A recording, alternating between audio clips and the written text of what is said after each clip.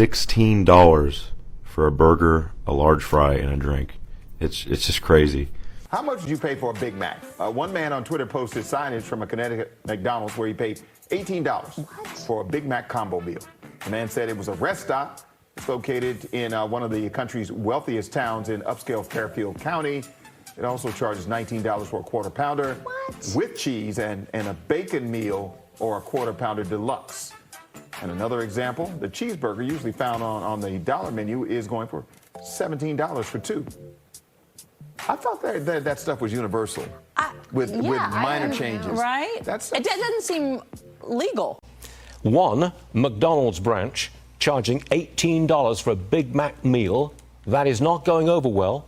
Ashley, even to me, that seems an extremely expensive meal for McDonald's. I get there's a labor shortage. I get there's wage increases and a number of other things, but $16? The Biden White House is panicking, and you might be labeled far right if you notice that inflation has caused McDonald's meals to be $16 and $18. And they're trying to figure out how to message, because even on TikTok, which is generally a leftist platform, they are seeing people talk about how the Biden economy is not helping them whatsoever.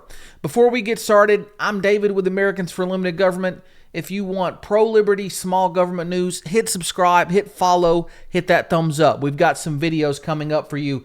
So we're going to look at some of these TikTok videos, but here is the Washington Post trying to run cover for the White House. The viral $16 McDonald's meal that may explain voter anger at Biden. A TikTok video about a $16 McDonald's order went viral, leading to exaggerated stories about the rising cost of fast food. Exaggerated stories, yeah, right. While inflation has been subsiding, price hikes and lower wages continue to impact voters' financial circumstances. There is a debate over whether social media and perceptions or real economic conditions are driving voter discontent. So the administration is considering highlighting its economic accomplishments, but how are they going to do that? There are no economic accomplishments, not significant ones. Social media platforms like TikTok are filled with misleading and inaccurate information. Again, this is according to the Washington Post about the economy. So let's look down here. These stories soon reached the White House Office of Digital Strategy, which tracked the meme as one of many exaggerated examples of the nation's economic woes, according to a White House official speaking on the condition of anonymity to reflect internal discussions. In reality, inflation has been steadily subsiding. So they're trying to run the angle that inflation is getting better, things are getting better. If you raise prices 200% and you drop them 100%, things still cost more.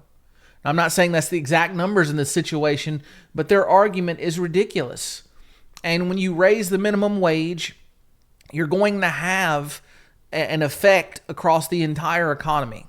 So what are these people thinking? I mean, this is, of course, it's Bidenomics in action. And here's some more of TikTok videos that if you say things like this, you're going to be labeled far right. Check these out. Biden, I know you have a lot on your plate right now, but I heard you were reducing inflation, and can we talk about this? Can we talk about this? Because what's going on here? This is absurd, egregious even. And they act like they're the war ration board with the sauces over here. If we're going to reduce inflation, let's do it where it matters, underneath the golden arches. Let me show you just how bad inflation is here in the United States. A McDonald's Big Mac is now going to cost you $18. McDonald's insane new prices charge supersized toll on Bidenomics. $18. $18. That also gets you the fries and the soda combo, but back in my day, Big Macs were only $9 for the whole combo. But really, they were. No okay boomer here. The hikes sure look like they come thanks to painful and persistent inflation driven by President Biden's terrible economic policies. Economic policies that overall are 15% higher since Joe Biden came into office. On essentials like food, energy, they're closer to 25%. Equivocally, Think of it as having slashed the income of a typical family by close to $5,000. This ties back into the you may not be making less right now, but it feels like you're making less. I am here at the McDonald's drive-thru to show you absolutely insane the inflation has been over the last few years. If you look at the menu here, what's notable is that they have a $1, $2, and $3 menu. And if you look, none of the items are even $1 anymore. How do they call this a $1, $2, and $3 menu? A bunch of these items that are on here, like McChicken, McDouble, that sort of thing, I used to order them all the time back when I was in high school. And that was only a couple years ago. And they were always $1. McChicken, McDouble, large drink, all those things have always been $1. Nowadays, their McChicken is $3.19. McDouble, $3.59. That is literally 320% to 350% inflation in 3 to 4 years. If this trend continues, it's reasonable to think a McChicken in 3 years could be $6 and a McDouble $7. Can somebody tell me what's going on with McDonald's? No, I can't, but I want to know where you live, where your double quarter pounder meal isn't almost $12 and your Big Mac meal isn't almost $11. Well, it's 10, but when you upgrade to that large drink. $10 on a sandwich with one piece of meat and some bacon. Look at this right here. This beautiful little thing cost me $10. There ain't no French fries. I got a double bacon quarter pounder in the belly. So now that we've heard the stories from Americans who clearly see the inflation in action, let's look at some actual numbers. This is from dailytorch.com. Go there and sign up for the newsletter. Some great economic data about where our country is heading. This piece is by Robert Romano. Better off, the chart says no, as consumer prices up 6.1% since April 2021, while personal income is only up 4.4%.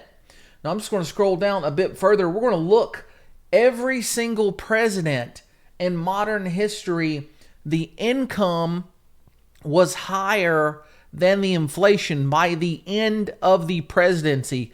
Biden could be the first president in U.S. history where inflation by the end of his term is higher than income.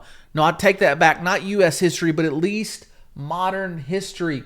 So by this measure, has inflation even outpaced personal income for an entire duration of a presidency going back to Kennedy, and yet with just a little more than a year left in his presidency, it's entirely possible that Biden might pull it off.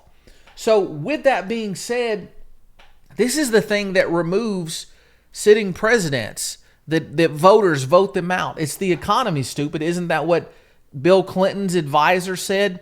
When you have people that can't afford to live, the gender studies degree is secondary if you can't eat, right?